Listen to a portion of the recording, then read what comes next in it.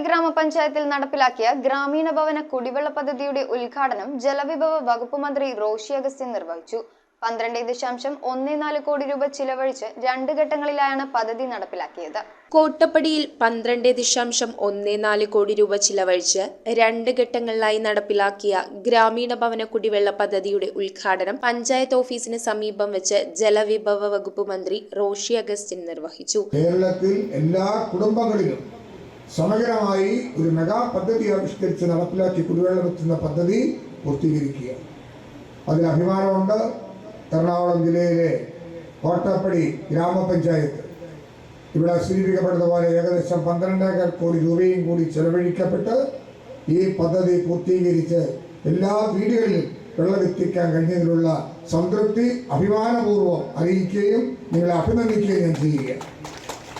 MLA Antony John അധ്യക്ഷത വഹിച്ച ചടങ്ങിൽ MP അഡ്വക്കേറ്റ് ഡീൻ കുര്യാക്കോസ് മുഖ്യാതിഥിയായി.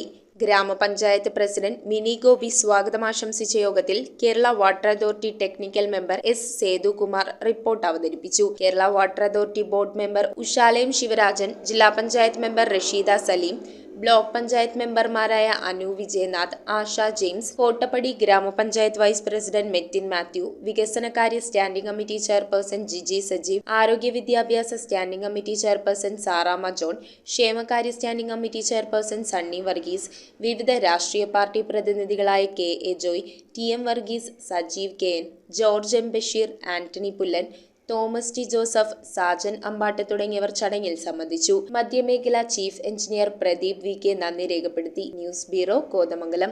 5 പവനിൽ തുടങ്ങുന്ന വിവാഹ സെറ്റുകൾ ഏത് ജ്വല്ലറിയിൽ നിന്ന് വാങ്ങിയ പഴയ സ്വർണ്ണാഭരണവും HUID മുദ്രയുള്ള 916 സ്വർണ്ണാഭരണങ്ങളായി ഹോൾസെയിൽ വിലയിൽ മാറ്റി വാങ്ങുവാൻ അവസരം. സ്വർണ്ണാഭരണങ്ങൾ സ്വന്തമാക്കുവാൻ ആകർഷകമായ സ്വർണ്ണ സമ്പാദ്യ പദ്ധതികൾ. Aleena gold and diamonds.